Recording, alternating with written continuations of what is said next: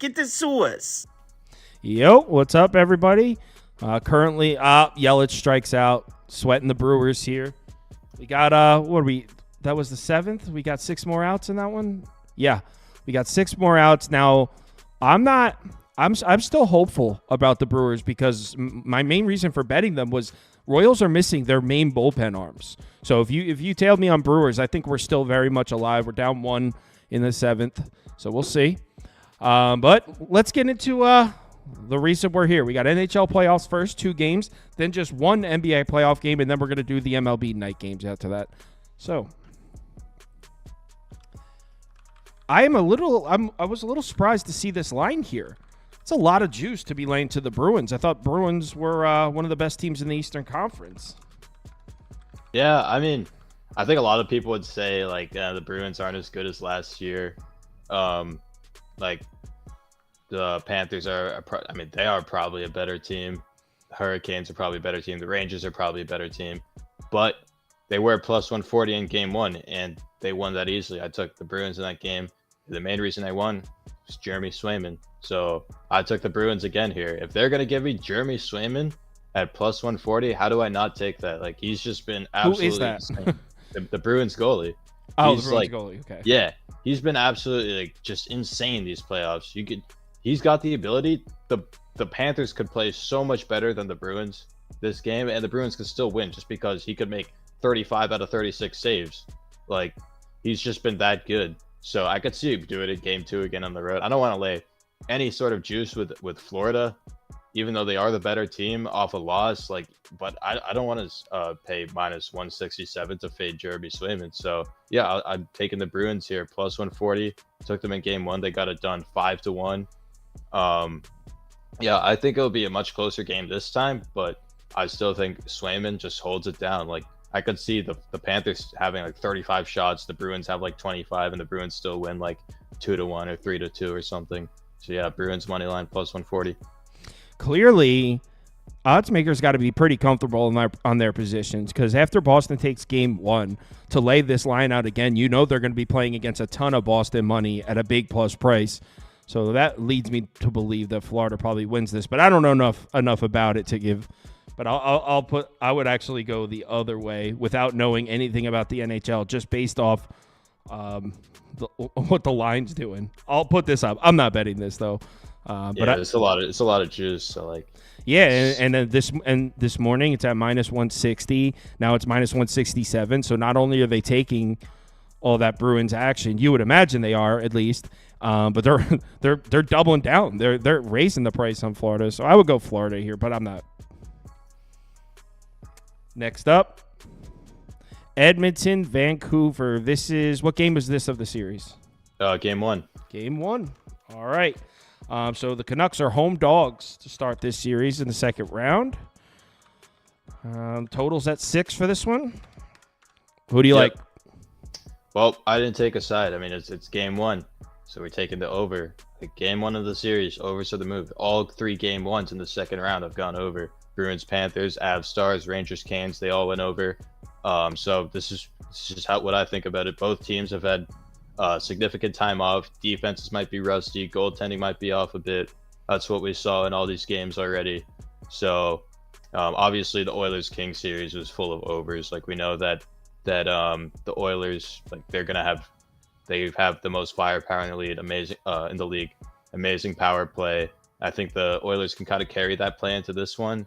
And the Canucks spread series, it was pretty low scoring, but there was a very low volume of shots. And as a result, obviously, you're not going to have as many goals.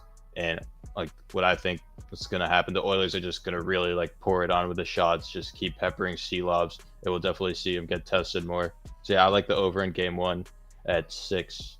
Yeah, I mean, you've been saying these game 1 overs, and it just continues to cash. So I will put the same thing up, just tailing that trend that you pointed out for us. Game 1 overs.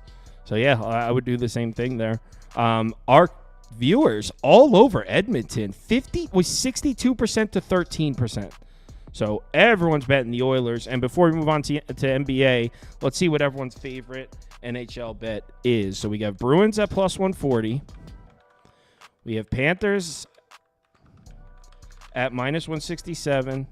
We have Oilers at -135 or Canucks at +115.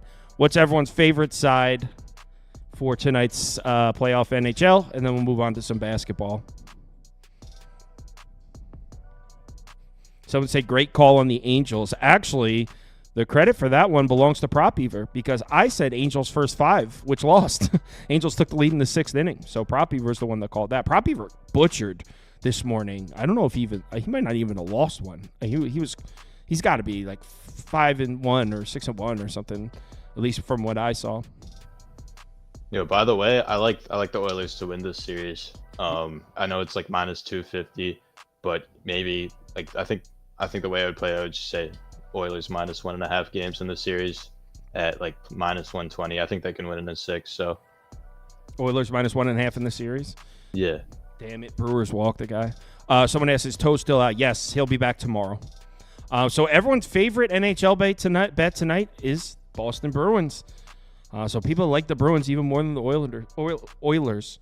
All right, System Plays, thank you. Make sure you guys give him a follow on Twitter. He's tagged in the tweet, so if you follow me, you'll see it right there. We'll talk. See you. I'll let you know for tomorrow. I think we're gonna do like a day show and then have NHL and NBA after MLB. So maybe like 12:30 tomorrow, something like that. I'll let you know. Okay. All right. I'll see you later. All right.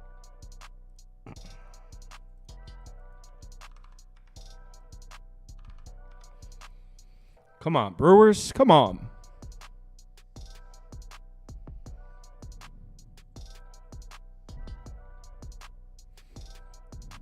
Oh, shit. We got Modi here.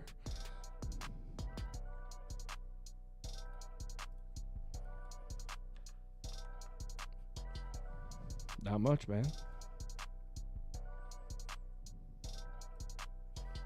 I brought you one just since we're hanging out for a minute. Oh, sure. Dude, that Jaylen Brown first quarter. What, the first 7 points, whatever it was? Right, dude, it was like immediately. Yeah. I said in the tweet, Jaylen Brown scored 8 points in 2 minutes. That wasn't an exaggeration. It literally was 2 minutes of the game. He had 8 points already. Yeah, he had 15 points in the first quarter. Yeah, he kind of has that Joel Embiid thing where the game starts and the Celtics' early strategy is get Jaylen Brown the ball and make the defense adjust to that, and then they'll run the offense based off that. Yeah, it's the same thing. Especially without Kristaps Porzingis. Normally they go to Porzingis first, which I'm guessing is just like a way to get the big man involved early so he's engaged on defense. But without Kristaps, Jaylen Brown does everything in the first quarter. I don't know what the logic is, but it's consistent. Yeah, for sure. Yeah. Well, all right, Brewers. Well, since you're up here, do you have a look for this Pacers-Knicks? I have you scheduled just for the MLB, but since you're standing here, anything you want to share for this one? Yeah, I took the Knicks minus. I got the -4.5, -110. They're like one book had them just off on the price. I think it was Fanatics. I'm guessing that's probably long gone. I haven't checked. No, I think there are still 4.5s out there. I think you can still get it. A lot of people betting Indiana in this one. Yeah, so it went down because when I looked, it was mostly 5 or 5.5 with the 4.5 as an outlier. Now it looks like the majority of them are it's like split between 4.5 and 5. I guess you can get 4.5 at -112. But yeah, I mean, like we talked about it. I think that was when we were live yesterday. I think the Knicks kicked the shit out of them tonight. Like the one chance that the Pacers had to make this a series was they had to win game 1. They probably should have won game 1 when you look at like a lot of, I'm not a ref guy. We talked about this before. I don't actually believe any conspiracy theory crap, but all you can say is a lot of calls went in favor of the Knicks in that fourth quarter. And like the Pacers probably should have won. And they took the Pacers, the Knicks took the Pacers' best shot. They still won. And the Knicks did make plays. It wasn't like it was just a ref show. Yeah. And the Pacers, they basically matched the Knicks in terms of offensive rebounds. That's not going to happen. They doubled them up in terms of turnovers. The Knicks turned it over 14 times, the Pacers 7. That's not going to happen again. TJ McConnell, and maybe he's just going to be like, maybe this is his series. He's tied for the most shots taken for the Pacers. Like that's not a recipe to win. He was hitting threes too. Like what? Exactly. So yeah, like I said, I think the Knicks. I think the one chance the Pacers had, and I think I don't think this is a great series for Halliburton. I think teams that can like get in his grill, I think really bothers him. That's why he only took 6 shots. He said he's going to be more aggressive. I think he'll come out and shoot more. But the player prop that I have is Brunson. I took him under 2.5 made threes.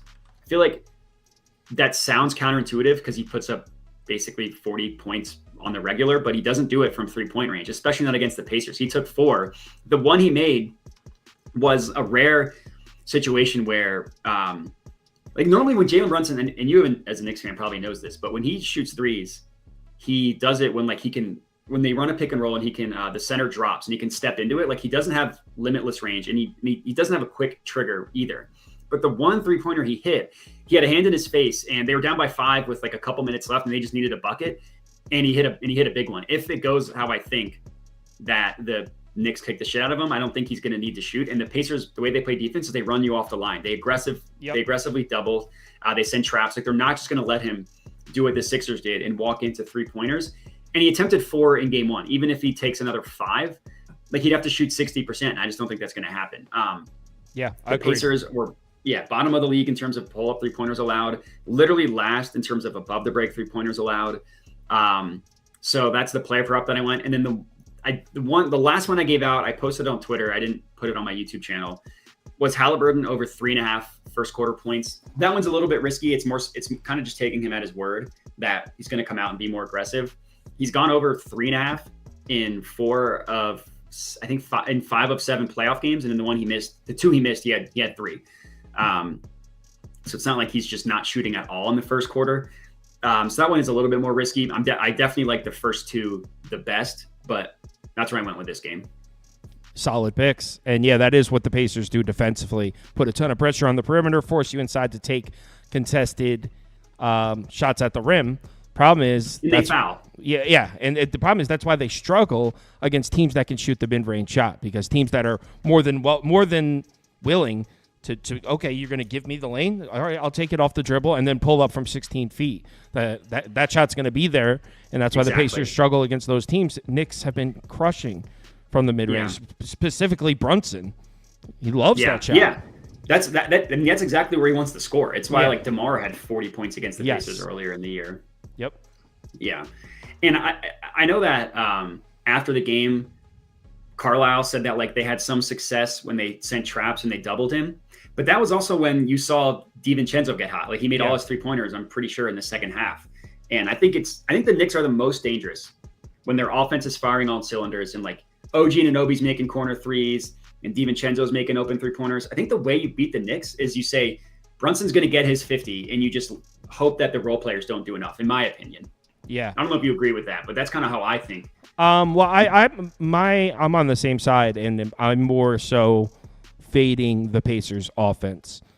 The entire world is betting the Pacers, and the entire world's betting the over in this series, because that's how the people look at it. They're like, hey, the Pacers should have won that game if it wasn't for calls. Definitely taking them in game 2 and definitely taking the over. That's what every single person in the world is doing. I wouldn't be surprised if the Pacers failed to hit 105 points in this game. I like the Knicks defense to really show up, create some turnovers. The Pacers only had 3 turnovers, like halfway through the fourth quarter. That's not the Knicks defense. The Knicks create problems. I trust Thibodeau to make adjustments, especially defensively. There's a lot of things that went the Pacers. Of course, the most obvious is those 2 calls at the end, the kick ball and the moving screen. That's what everyone's talking about. That's what everyone remembers. But there are so many things in that game that went the Pacers' way before that. The entire game, where it's like the turnover battle was 13-3 in favor of the Pacers. So let's see what these guys think. I'll bring you back on for baseball. Sure. Matt. Yeah, sure. Sounds good. What's up, Chris? Is Chris in here? Chris is in here. For some reason, he's showing up blind. Oh, there he is. Now he's back. So we got 3. Cool. All right. See you, fellas. Yep. All right. Let's put Chris in this spot here. What up, man? What up, Cal? How you? I can't see you. Am I supposed to be able to see you? Yeah, you should be able to. Hold on, let me try something. Okay. Can you see me now? I see you now. Okay. All right, cool. Yeah, I see you. All right, cool. Yeah, all is good. If the Brewers come back and win this game, I'll be off to a real nice start today. I got Cleveland for a full unit. That won. Now I need Milwaukee. And it looks like Ski is joining us right now. Here we go. Perfect timing.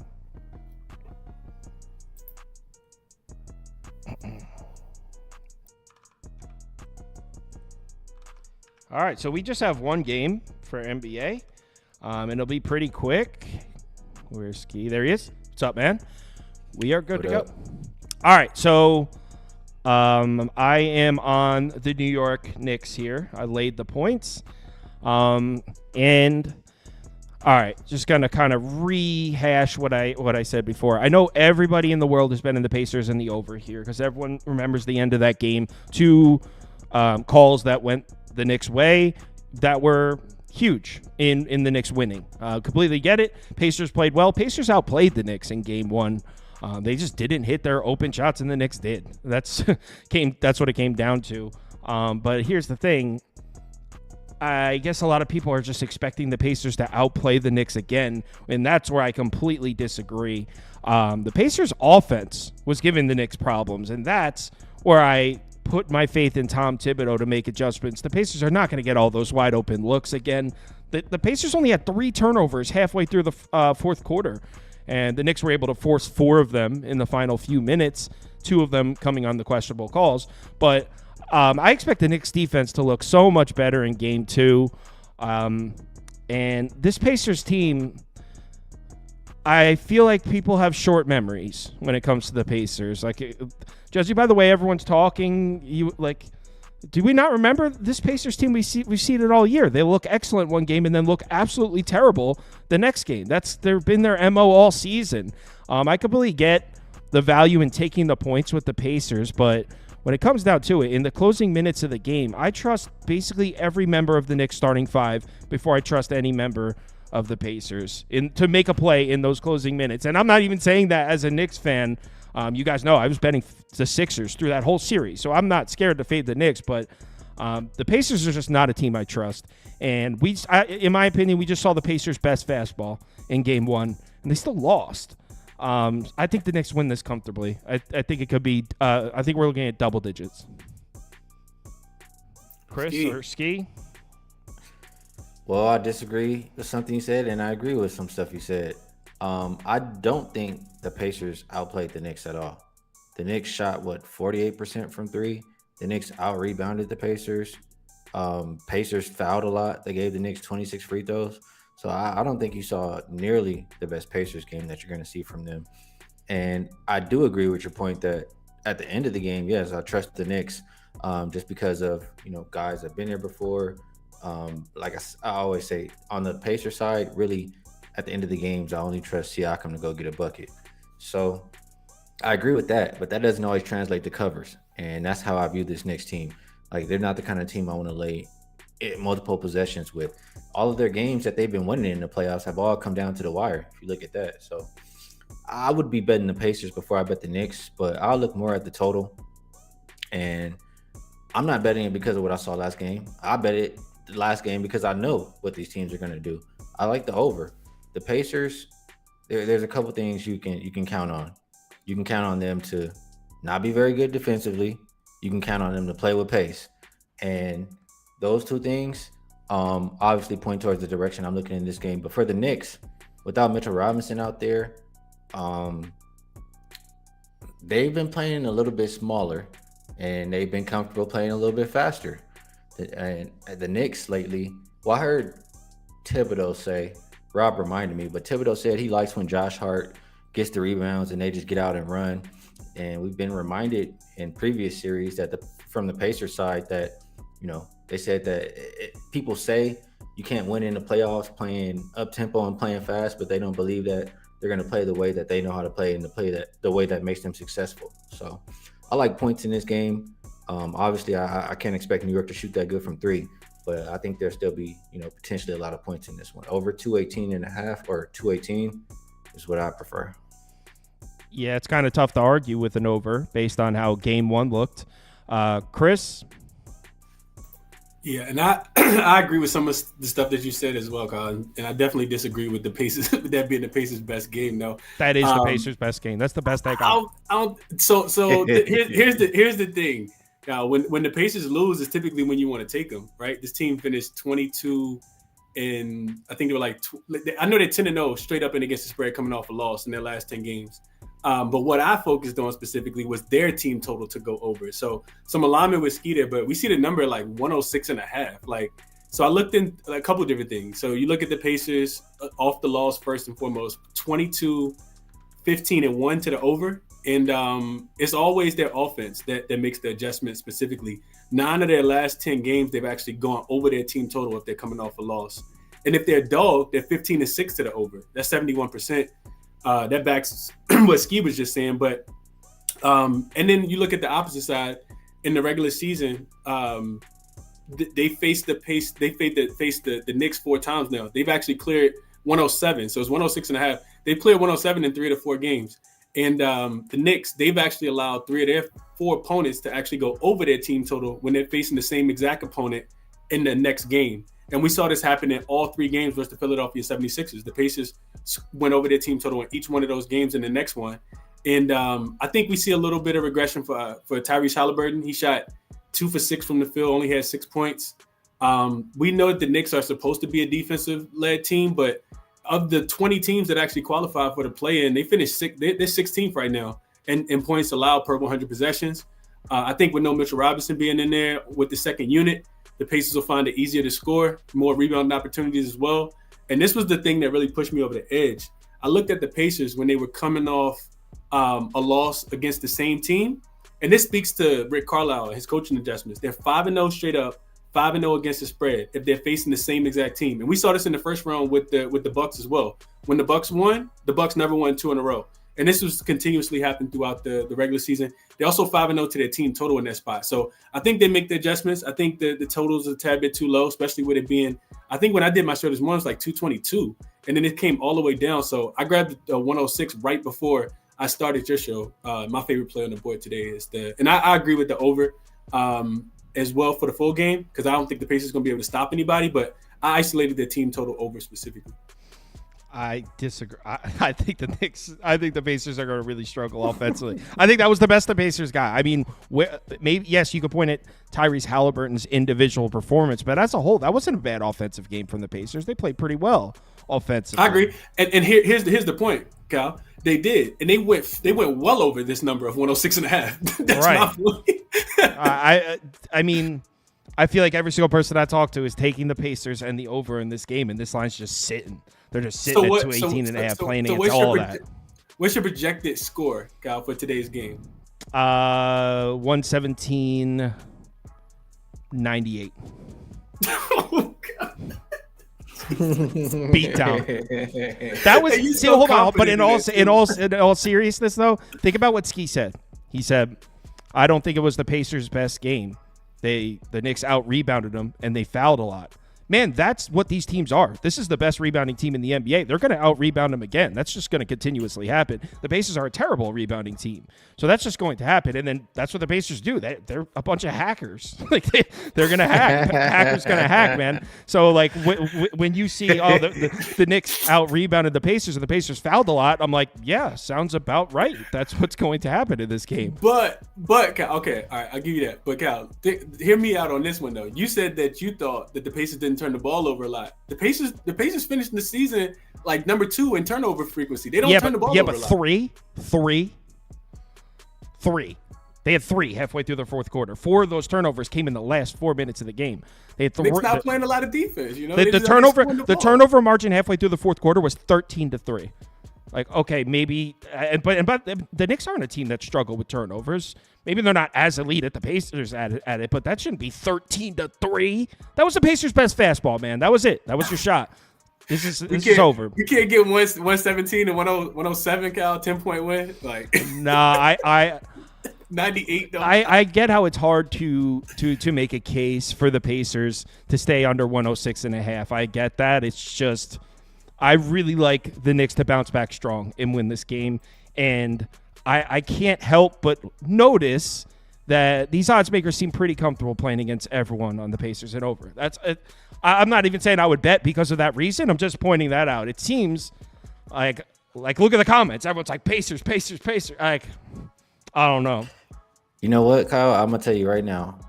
As long as I've been doing this, I could care less what everybody's betting in the playoffs. That's a fact. Does everybody bet the Timberwolves versus the Nuggets, right? In game one, and they smoked them. I mean, it's just happening all the time. So I wouldn't put too much into what everybody's betting.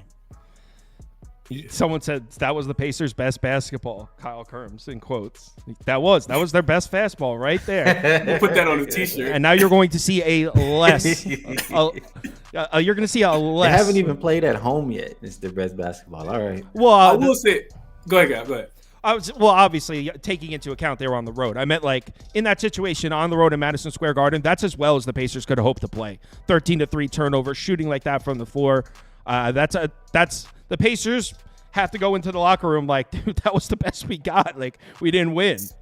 So, Kyle, to your point, I did, and this is what kept me off the Pacers because I really wanted to take the Pacers +5 this morning when I woke up.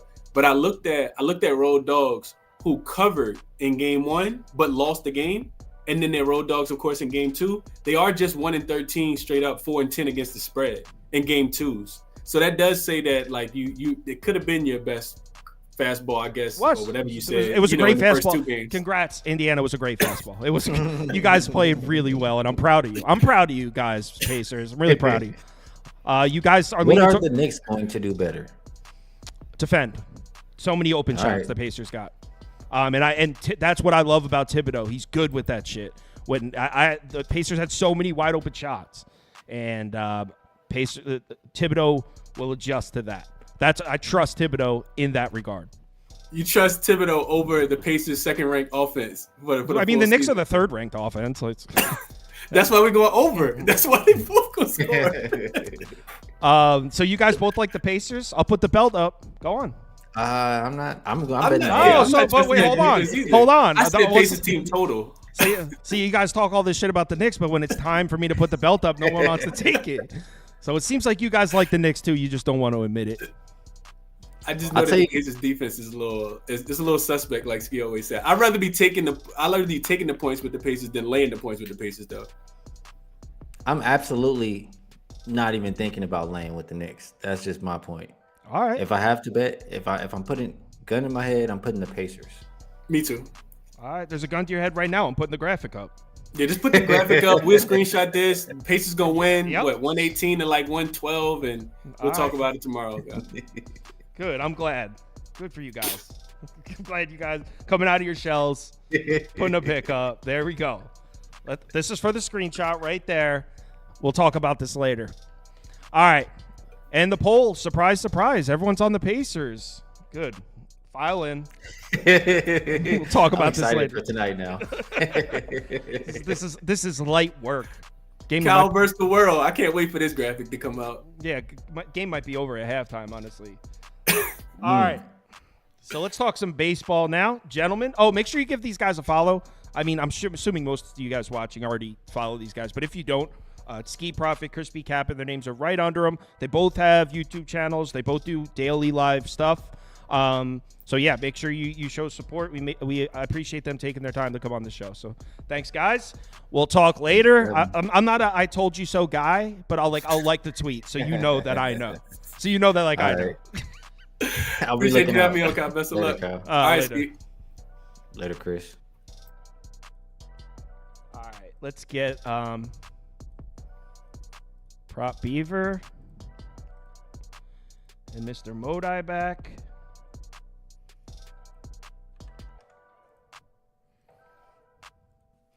Matt, I tried to tell them. They weren't trying to listen. They weren't listening. Yeah, that was a problem. I'm with you. I'm totally with you. You know what we call those people? We call them Knicks deniers. I was gonna say we call them losers, but yours sounds better.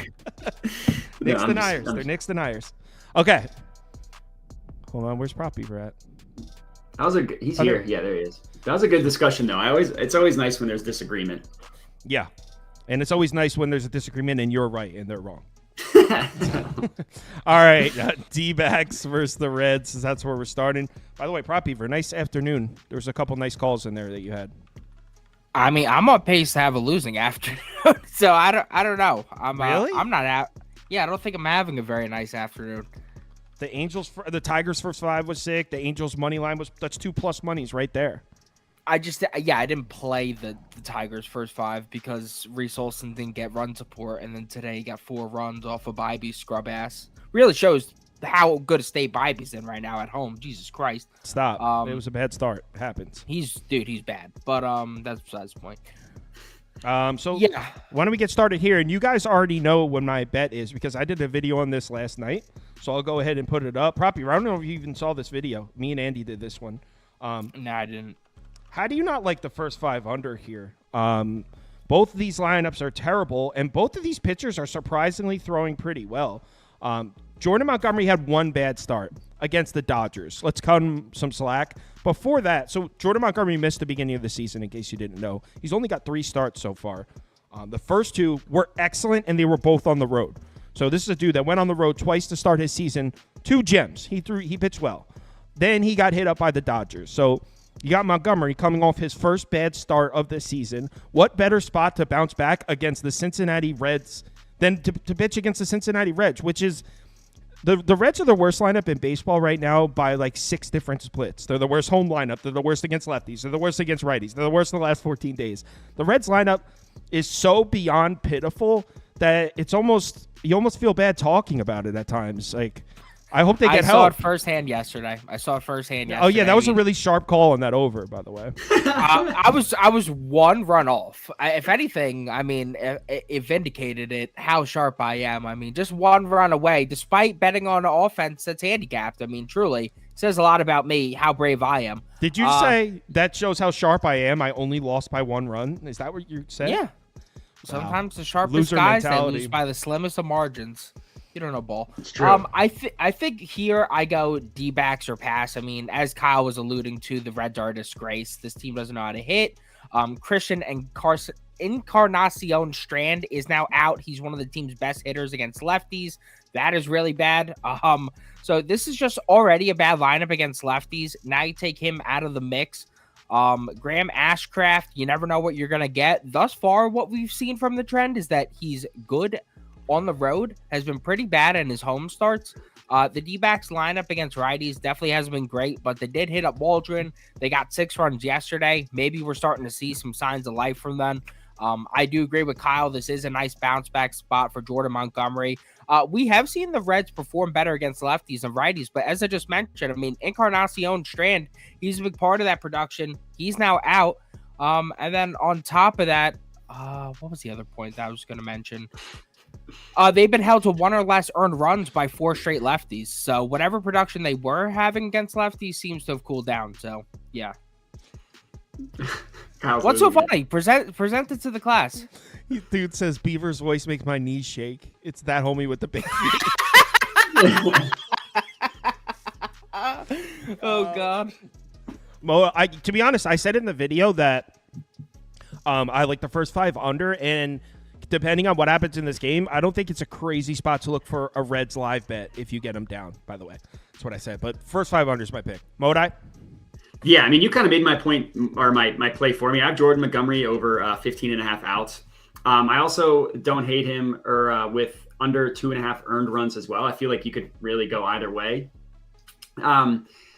He had 1 bad start, as you mentioned, and that was his last start against the Dodgers. That makes everything look outweighed because it was his 3rd start. The first 2, he went over 15.5 outs. He went under the 2.5 earned runs as well.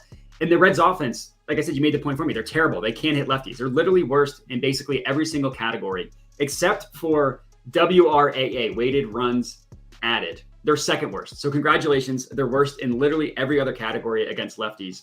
And I think we're getting like the -125 obviously is a little bit juiced, but I do think that we're getting a little bit of a good price just because of the last start he had against the Dodgers was so bad, but the first 2 were fine. So yeah, like I said, over 15.5 outs was the official play that I gave. I also like the under 2.5 earned runs as well. And under 2.5 earned runs. So basically a play on Montgomery in multiple. Yeah, either one. Yeah. Okay. I wouldn't play. To be clear, I wouldn't play both. I would choose one, whichever like if people watching it like one over the other one, but I definitely would not play both. Okay, so I don't want to shit on your play, Matt, because that's not what I do here. I like your under. Sounds like you're about to do it. By all means. No, I hear that there's weather concerns, like big weather concerns in that game, and one of the things that the meteorologist for Roto Grinders said is that there could be an in-game delay. That is my only concern.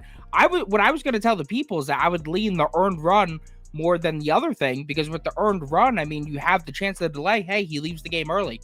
But I mean, the problem is he said that his official play was the other one. So I don't want to but I did. So if you could refrain from shitting on our guest bets mid-show. No, it's not like that. It's not like that's what it sounded like. I'm not going to come on anymore. That's really messed up. I'm done. No, I rode with your pick later. Trust me, I'm an endorser of the dong dangler. The dong dangler. You called him on Twitter. You called him the dong demon. The dong demon. I said that was going on my tombstone. All right, Baltimore Nationals. Man, why didn't we play the Nats money line last night? Hey, I had them plus 1.5. So. I mean, they're one of the most profitable teams in baseball, and they were giving it to us at a big plus price. I felt like we should have just said, screw the situation, give me that. That being said, I will not fade Baltimore against lefty. Okay, all right. So what are you even talking about then? So just like you saying, oh, yesterday, why did we even not take the Nationals? Screw the situation. Well, we have a situation. Hold on. Okay, hold on. Screw the situation wasn't the best way to phrase that. Basically, the situation wasn't anything. It was just a starting pitching advantage. It wasn't any angles or anything that we really liked other than the blatantly obvious, the score center handicapping, where it's just like good pitcher, bad pitcher, where there's no value hidden in the line. Here, I think there's value on Baltimore because Baltimore on the road, Baltimore against lefties. We like that split. Kyle, I'm not the biggest Kyle Bradish guy. Mitchell Parker's look pretty good. Maybe that's going to draw some action in on the Nats. Baltimore team total over to bounce back.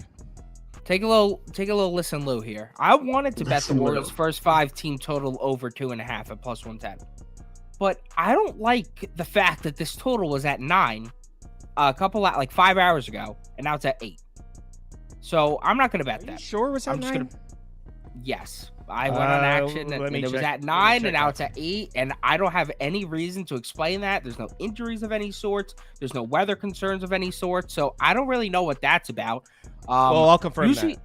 Usually I don't like betting against an entire run in terms of line movement. That's not usually my forte. If anything, that helps my friend Mr. Modai's bet in this game, and maybe his angle, which is the complete opposite of mine, is correct and he's cooking. So I'm going to just let him talk because I'm passing on this one. So the total, Prop Beaver is not lying here. The total was at 9 just 6 hours ago. Maybe Modai's cooking here. What does Modai got? What do you got? You guys are going to hate mine based on everything you said. I have Mitchell Parker under 2.5 earned runs. It's plus 110. I just like it for the price at plus 110. He doesn't go that deep into games. He pitches between like 80 and 90 pitches. And I just think this dude's a stud. He went under this number in his first 2 starts. He went over in his first 3. And then he went over in his last one, but he only gave up 3 runs to the Rangers. So, I mean, obviously that's still an over, but that's just by the hook. And then his first 3 starts, he gave up a combined 3 runs to the Dodgers, Astros, and Marlins. Not that all those offenses are the Orioles, of course, and I get that the Orioles' bats are incredible against lefties. I just think this dude, Mitchell Parker, is a good pitcher, and good pitching beats good hitting. Like, he's got an expected ERA of 2.79, a FIP of 1.93, expected FIP of 3.11, a low barrel rate, 6.3%, a low hard hit percentage. Sierra, which is this new stat that basically is supposed to be like taking into account. I get it. Trust me, I get it. They're like the second or third best offense against lefties, but it doesn't mean every single game they're going to score 3 runs against the pitcher, and especially when it's a good pitcher like Mitchell Parker. And he's a rookie, so people aren't going to expect him to be like he's not like Steven Strasburg when he first made his debut or anything like that. All his advanced stats look good, so I will take him under 2.5 earned runs, and you're getting it for plus money. So you're like. That's baked. The Orioles bats are baked into the price here, getting it for plus 110. I don't like it. I thought we had something with our Knicks play, Yeah, but I guess thought not. you were seeing things clearly earlier during the Knicks game. I'm not. Yeah. Rob Beaver, what do you think? Mine was the Orioles' first 5 team total over 2.5 or pass, but I'm passing. I'm not gonna play it. I'm not betting against the whole run in terms of line movement. That's not my thing. It's not your thing. It's not my thing usually. I mean, I get sometimes line movement doesn't matter. Like you could beat it anyways, but I mean a whole run. Jesus Christ. The only way Who died? The Pope? The only way I would go here. I honestly, I could see Modi. I could see your bet having. I would feel more comfortable tailing a bet like that if Baltimore hadn't just got blanked yesterday. So because now it's like they're not seeing the ball well. That's they're not seeing it. Oh, is that it? That was against a righty though, right? That was against Trevor That Williams. was or against whatever. Trevor Williams. That's why I kind of like the spot too, because they faced 2 righties to begin the series, and now they're going to face a shitty lefty. That's Well, not a shitty lefty, a good lefty, but That's the a lefty situation. who is yet to have his welcome to the MLB moment. Which But is I don't now know. Baltimore -1.5. No, I hate Modi's bet here. That's good. The bets that people hate the most are the ones that end up doing the best. Our polls all over Baltimore there. What the heck? Oh, here we go. 71-16. So bets are definitely all over. Everyone's taking the Orioles. So maybe that bodes well for your bet that the entire world's against you. I mean, Like yeah. the, If anything, like the Jon Snow meme. this guy's in like the corner by himself. He's got the world on the Orioles, the actions on the over, and the lines moving down. Like he's cooking right now. His sharp senses are tingling. Oh, they're tingling at maximum intensity. Prop Beaver, one of your favorite starters, Savale on the mound here, making him. He hates. I didn't realize Savale was a bit of a husker like myself. I mean, he's a bit big out there. So What, like Savale, Bartolo Colon? no, just like a big guy. I thought he was a bit skinnier. Are you checking him out? No, it's just like in turn. I thought he was like, I mean, what is this exciting young? I don't know. He's just this big bulky guy. I don't know. Anyway, so Savale. Savale, the dude is really struggling right now. I think if anything, you just go with an over here. I think he's 7-0 to the over in his last 7 starts. The White Sox bats have been improved against righties. They already saw him. He is showing no signs of improvement. He looked good his first 2 starts this season, but if you look at his entire career as a Ray, I mean, he's been pretty awful. And then the last 4 starts are working against him. On the other side, you got Chris Flexen. I mean, I don't think it's possible for Chris Flexen to have 2 consecutive starts that are good against the same team, nor do I think it's possible for him to have 3 consecutive good starts in a row against any team. So it's just like, I think that he has to basically break here. The Rays bats are improving against righties, so I would lean with the over here. It's another one of those where entire public's on it, no line movement, bit weird, but that's the way I lean. I mean, if Flexen or Savale finally wants to get into it and throw a gem here, I'm not good for them. I'm not seeing it. I think that little spurt we saw from the White Sox offense, it was adorable, but I think that's long gone. I will give you that the Rays are heating up though. Last 14 days, top 10 lineup. First righties, top 10 lineup last 14 days. At home, cooking up in the Trop. Last 14 days, cooking up. The Trop's the name of their stadium, dude. No, I was laughing at a comment.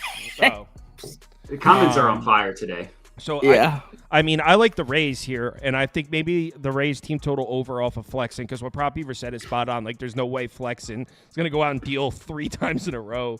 So I guess Rays team total over 4.5. But if you're going to place that bet, you have to be fully on board with, hey, that Rays slump is over.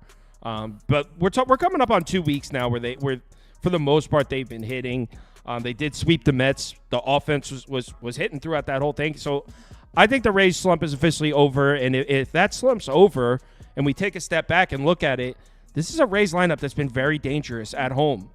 So we shouldn't let one little slump cloud our vision of that kind of, you know? So if you don't want to trust Savale, okay, maybe just take the team total over. But honestly, I might even consider. What about pairing the Orioles money line and Rays money line in a parlay. I mean, I don't necessarily hate it. One thing I will say is like I'm looking up the price right now, but like the first 5 team total over for the Rays against a righty, it's now cash in 3 straight. I mean, maybe they have been due to heat up. I mean, I thought they were going to be bad against righties heading into this year after they killed them last year. A bit of a regression thing, but they almost regressed too hard. I mean, they were pitiful against righties for like a good month and a half, like first 2 months of the season. So like now I think we're going to actually start seeing them perform a bit better against some righties. So I would look at the first half only because I don't want to deal with them not having. Wow. Okay. No, I can't even do that. The first half team total over, Kyle, is at 2.5 minus 130. Wait. Say that again. The first half team total over for the Rays is 2.5 minus 130. Wow, that's high. Yeah, and the full game team total over for the Rays is 4.5 minus 130. So screw the team total. I would just go Tampa minus 1.5 or parlay the Rays and Orioles. That's where I'd go here. Why not do a double result? You don't have to worry about the 1.5. You get too cute with those. Mm-mm. No, I like the double results at home. I know. I think run lines are for the road. Double results are for home. Rays minus 1.5 for me. You can take it if you want, dude. Take it. You. Trying to course my bet. Why didn't you take it if you like it that much? Not truly F you. Not truly. All right, Modi, what do you think? I officially passed on this one. I would lean towards the over with prop Beaver, though. That's what I initially had, and then I don't know. I wasn't. I get the logic with the Rays team total over because, like, did the White Sox just have one fun run where they were hitting and now they're out of that? So I get the logic for just isolating the Rays. But yeah, I officially passed. But like I said, I would lean towards the over. Our poll is leaning towards Tampa. 48% to 26% Rays. So seems like a lot of the viewers are down to put the Rays hitting slump in the past, which is where I think it belongs, honestly. Actually, happy for him. What'd you say? Happy for him. Oh, that's nice of you. Prop Beaver, I don't know if you tweeted something about this game. Did you tweet something about this game? About Aris Baguette? No. Because someone joined up the thing and said they joined up, and their exact words in the comments was, "I just came to hear Beavy," called you Beavy. "I just came to hear Beavy's opinion on the Stros Yankee game." So I was like, what did he say something about it? No, that's very interesting though. Yeah, I don't really like many of the night games. I think I only have 2 actual bets locked in. This will probably be one of them.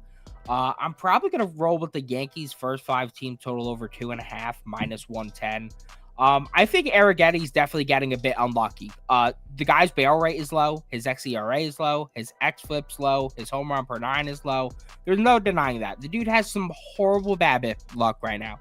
But he also still has an 8.27 ERA, a 1.96 whip, and now he's running into a Yankees team that I think, as I've said before, they're streaky as all hell, and I think they're reheating up against righties right now. They just combined for 17 hits, 4 home runs, and 12 runs through 10 innings against Casey Mize and Verlander their last 2 games. And while Arrighetti has been able to fight through the bad luck and put some respectable starts up at home, his 2 road starts, he's got a 14.85 ERA, 2.85 whip, 4.61 WOBA. I mean, the one glimpse of hope would be that the Yanks start 5 lefties daily. He's been a bit better against lefties, but the xFIP suggests that should even out too. So I don't even know about that. We've seen the Yankees at home. This is a lineup that's second WRC plus, third in ISO through the first 5 against righties.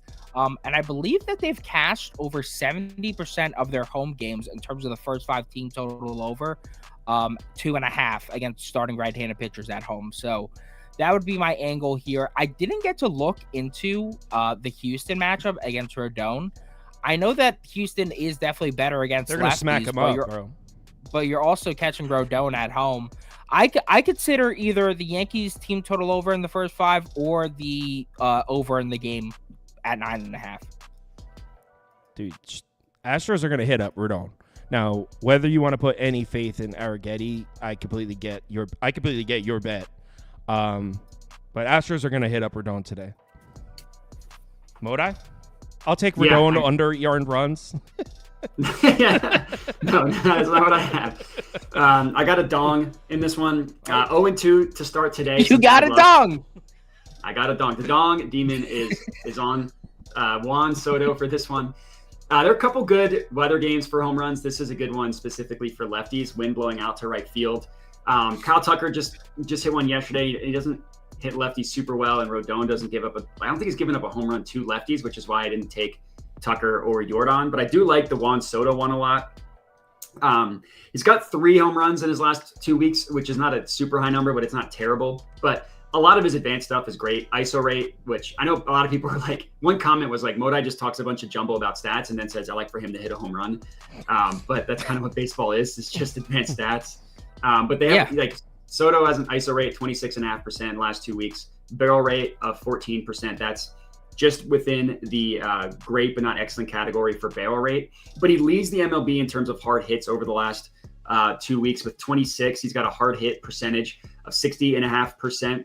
And Arregretti, I agree that there's some regression coming in just like his overall runs and stuff given up. But for home runs specifically, he's only given up 1. And I think that's more luck based than anything. His barrel rate is low, but he allows a pretty high fly ball ratio, specifically against lefties, like 45%, a high hard hit percentage that's higher against lefties than it is against righties. In Soto, 6 of his 8 home runs have come against righties. His ISO rate specifically, and on the entire year, not just isolating it, 25% against righties, down, which I guess up from 20.5% against lefties. And then the last point I'll make is that Arregretti throws 45% four-seam fastballs, and Soto crushes fastballs. That's like his highest, the highest pitch that he hits for power, and his highest runs added as well against fastballs. So hopefully we can get Soto, and then we'll be good for the day.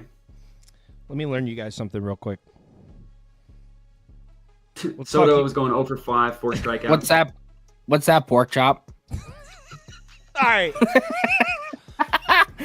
Prop Beaver, tell the people what the Houston Astros' best hitting split is over the last couple of years. I believe it. You think it's on the road against lefties, but I think it's home against lefties. No. I don't think. I know. It's on the road against lefties. Well, on the road against lefties. On the road against lefties, they're, I believe, the best lineup in baseball over the last couple of years. You can see they're still hitting lefties. I know the Astros haven't lived up to the hype this year. They're still hitting lefties. In the last 30 days, they're the 3rd best lineup in baseball against lefties. And now we scroll over to the other side of the spreadsheet, and this is where things get interesting. His name is Carlos Rodon, and he's got great numbers at home. But let's take a little bit of a deeper look. Who has he pitched against at home? Oh, the Oakland Athletics and the Miami Marlins. Couple of just loaded with all-stars on those lineups. And check this out.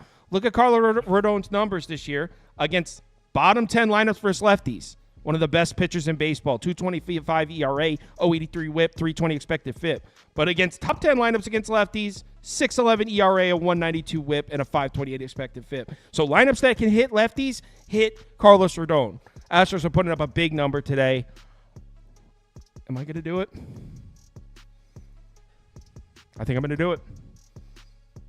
I really wish I didn't miss out on the 8.5. Jesus Christ. I feel like 9.5. I kind of missed out already. Got to just move on with my life. I think I'm going to do it. I would touch 9.5. All right. I'm going Stros. Everyone's going to be betting the Yankees in this one. Everyone except I. Not Everyone I. except I.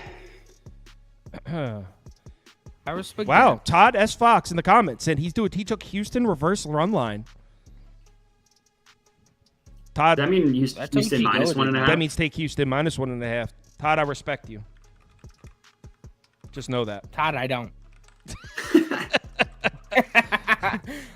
So we got Red Sox, Braves, totals at 8.5. Pivetta pitching against Sale, and someone was just telling me that this is who the hell was just telling me that this is a great spot for Chris Sale.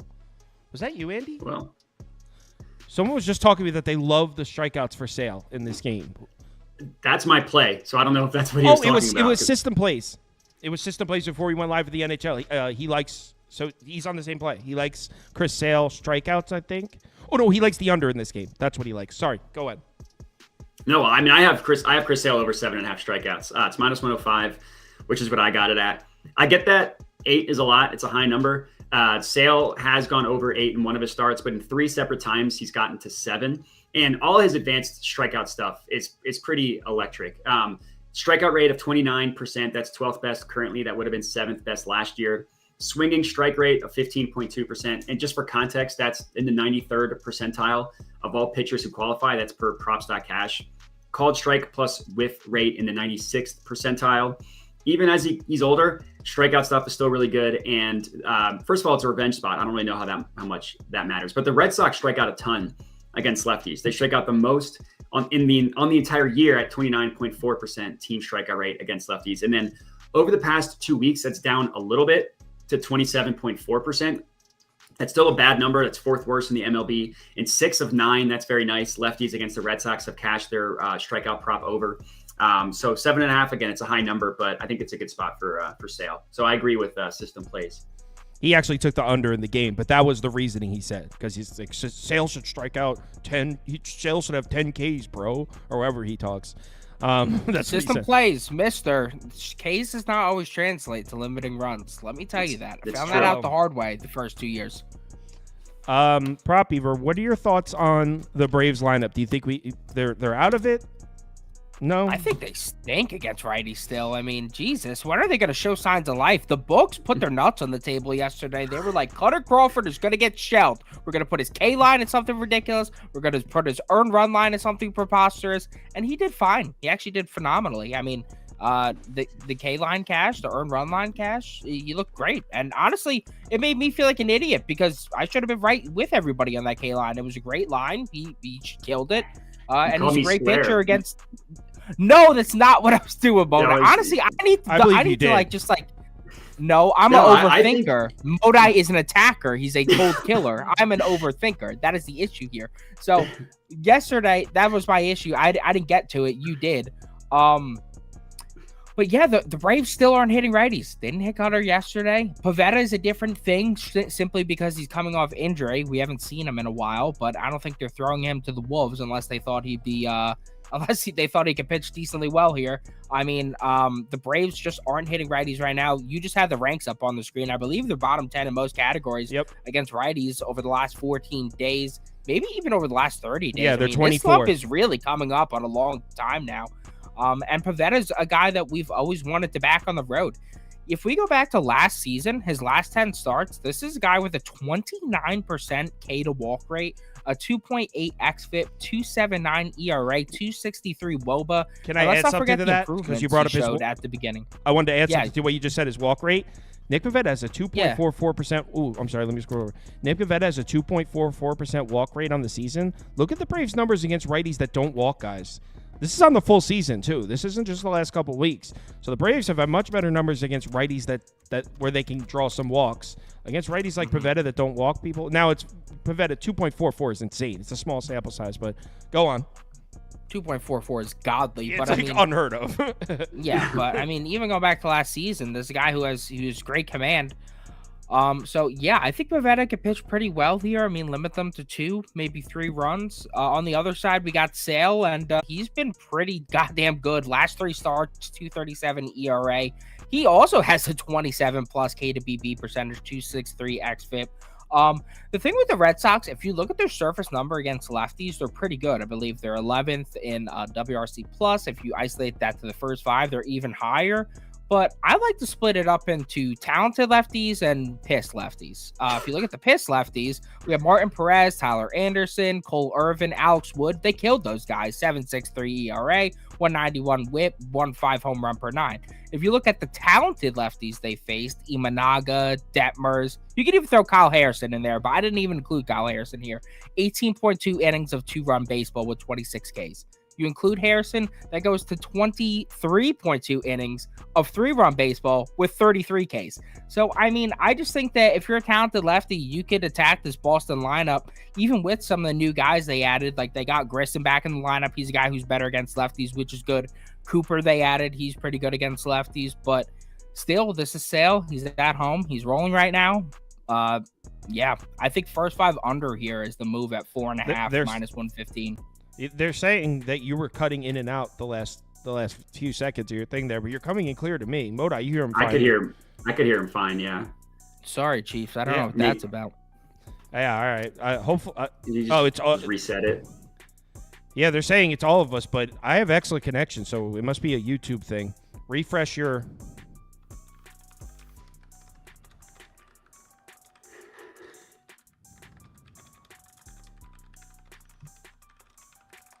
There you go. Yeah, I don't know. Yeah, just refresh the page because says excellent connection here. No, People it say, wasn't. yeah. Prop Beaver. People are saying if you refresh, it should be good. Yeah.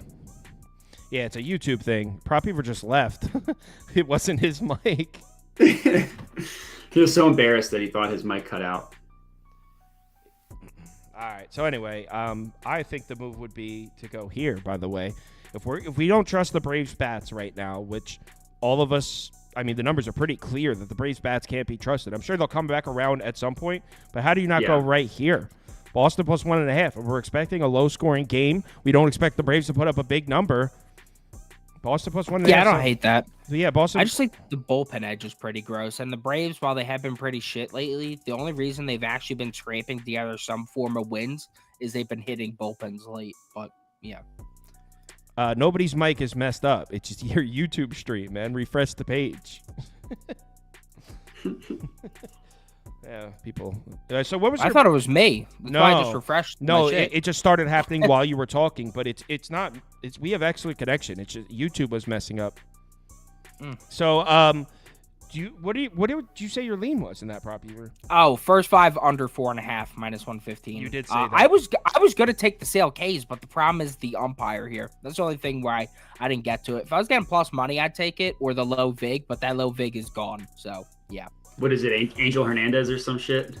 No, actually, if it was Angel, I'd take the 50-50 shot that we're gonna get a crazy zone. No, it's Porter, I think the name is Alan Porter. He's a hitter's but I mean, honestly, dude, you're wet with the K props. I gotta give you props. So Thank you. I'm willing to roll with you. Let's see if Alan Porter is a bit pitcher friendly tonight. Yeah, the ones yesterday did really well. I didn't get any home. I didn't get any dong. I didn't get donged yesterday, but the strikeout props did well. Not only did he call it dongs, but he uses it as a verb. I didn't get donged yesterday. Oh, I didn't get donged yesterday. I'm in need of a donging, he says. Yeah. Sometimes you just need one to get your mind right, you know? Yep. All right. Mariners on the road in Minnesota. George Kirby making a road start. The padlock. Yeah, we're back in the padlock today. Me and Laura Dongington. Yeah, in the K department. In the K department. Oh, okay. Go ahead. Yeah, I mean, we don't. Beaver, I don't you give want a to take shit this how one he away? pitches here. Yeah, I'll take the reins here. Yeah, if you have a pulse and you throw with your right hand, you got a pretty good shot to hit your K over against the Mariners. They've now allowed their last 17 of 25 opposing starting righties to face them to hit 6+ Ks, averaging 6.2. Their dead last in K percentage against righties this season, and they're 29th over the last 14 days. The padlock's only 2-4 to the over this season, averaging 4.5. But if you look at the splits, he's 2-1 at home with a 5, 10, and 6 Ks, averaging 7. That's a 25.7 K to BB ratio. That is a 22% increase over his road K to BB ratio. So we're getting him at home. He facing those games, the Dodgers, who are 14th in K percentage, the White Sox, who are 15th, and the Red Sox, who are 24th. This is the Mariners. This is the holy grail of K matchups right here. So I think that he could have a lot of success here striking guys out. We got ballparkpal.com projecting them for 5.8 here. The home plate ump is pretty neutral. I like the value at minus 115. I think it's at minus 124 still on FanDuel. If it is a little juiced on your book, I would still take it. If it's at 6.5, I bump it down probably from a unit or 0.75 to a half. But I think the padlock feast today. When he's in his zone, he's in his zone, I must say. I want to check the bullpen situation from these two teams because I feel like that's going to be a huge part of this with Kirby on the mound for Seattle, and you got the Mariners trying to hit off a righty the way they've been hitting. I think it's a very good chance that this is a 2-2 game, 3-2 game, 2-1 game after 5 innings.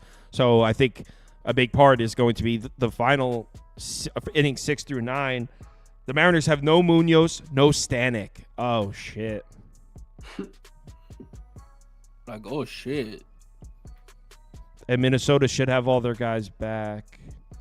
Dude, that makes me lean towards the Twins, but I don't want to fade Kirby. Sneaky paddock spot.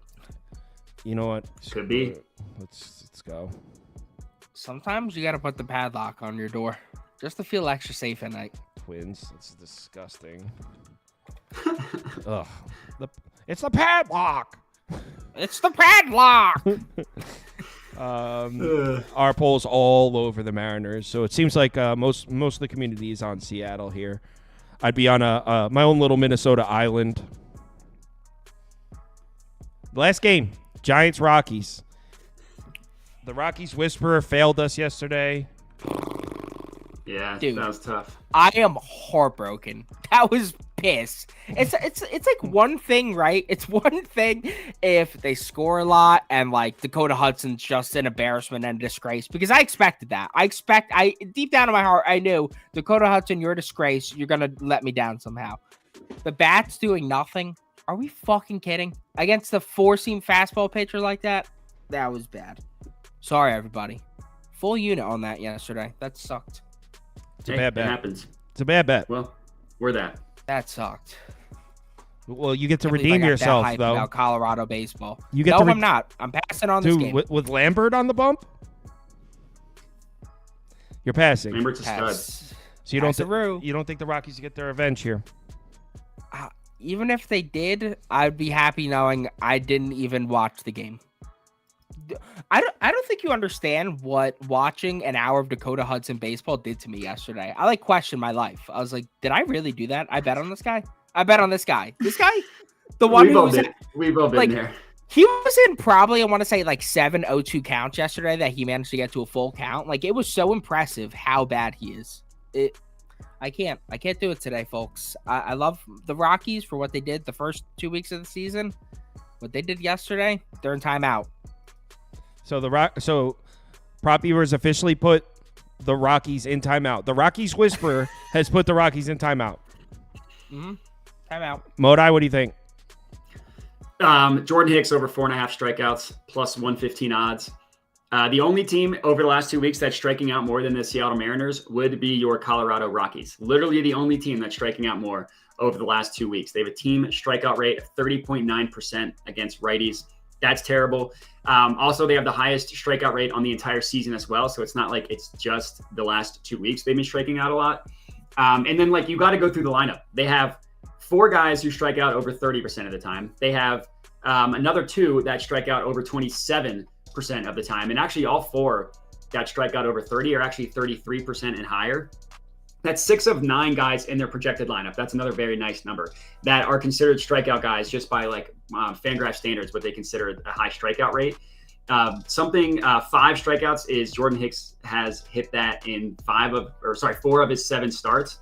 Doesn't have it's kind of like the padlock doesn't have elite strikeout stuff, but you don't need elite strikeout stuff to strike out 5 Rockies. So that's where we're going here. Another strikeout prop. Yeah, and I'd say I'm probably feeling similar to that. This feels crazy, but I'm thinking about taking an under in Coors Field, as wild as that sounds. I boots on the ground. It's super windy in Coors Field. I think it's not supposed to be a great weather game at Coors today, I think, compared to what you would expect. Actually, that's just for home runs. That's just for home runs. A 9.5 total in Coors Field is equivalent to a 7 total elsewhere. Yeah. So that's a low total in Coors Field. I think I would lean under. I'm not betting it, though, so I'm not even going to waste any time talking about it. Under or pass. All right. Let's do a quick community parlay and call it. All right. We got D-backs, Reds. They like Arizona there. Polls all over the Giants there, by the way, guys. All right. They like the Not Diamondbacks. White Sox, Rays. Oh, no. First it was the Orioles they like. Then White Sox, Rays, they like the Rays. Astros, Yankees, they like the Yankees. All right. Cast your votes. First leg of the community parlay.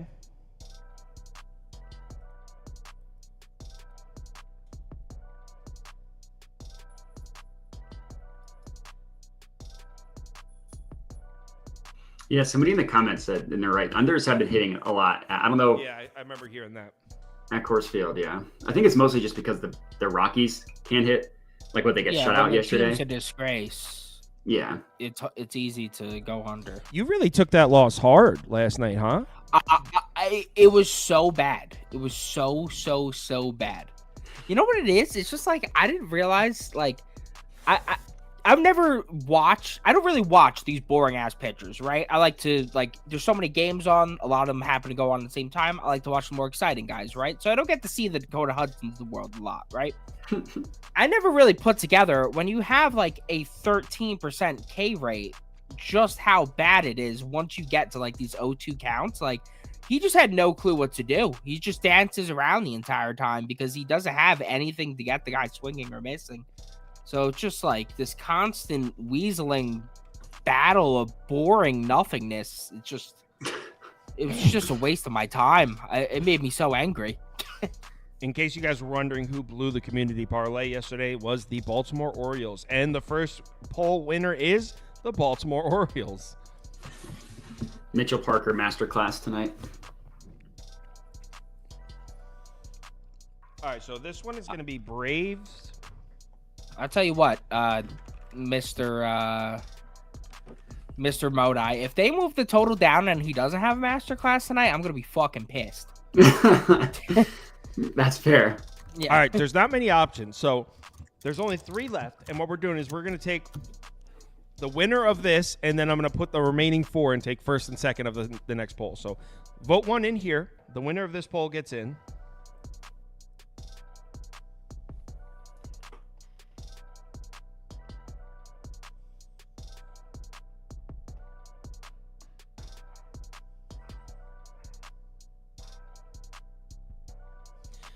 It's Atlanta, by the way. The Atlanta Braves are the second leg for tonight. And then we got the 4 remaining thing. We're taking first and second here. It's the Giants, the Mariners, the Giants, and scroll up, D-backs and Rays. All right, first and second of this poll complete the community parlay. While they're voting, Modai, you want to tell them where they can find your stuff? Yeah, hit me up on Twitter at Jedi Modai. You see on the screen here. I'll post on my YouTube videos everything that I do. I'll post on Twitter. So if you go there, that'll find basically everything that I do. Cool. Make sure you guys give him a follow. We appreciate him taking the time to come on the show.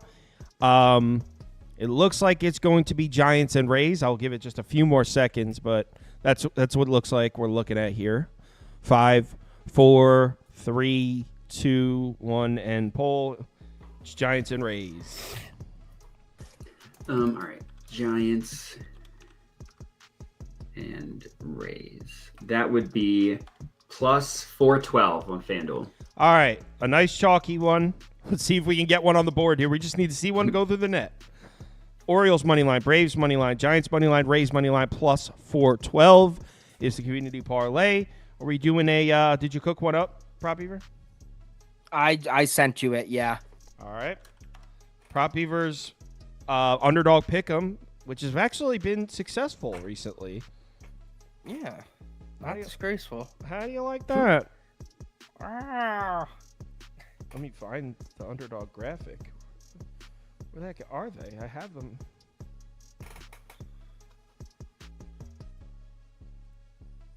Where the heck's my underdog graphics? Hey! That's you. I don't see where. I can't find them. All right. Well. Oh no! Here, I'll just bring them on the screen. Whatever. But I don't. That's gonna piss me off.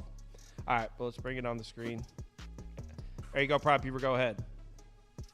All right, so we got 3 picks for today. We're going higher on the padlock, 5Ks. We're going higher on sales, 6.5Ks. 7's a key number, so that's a beautiful little leg to add to any of your fantasy parlays today.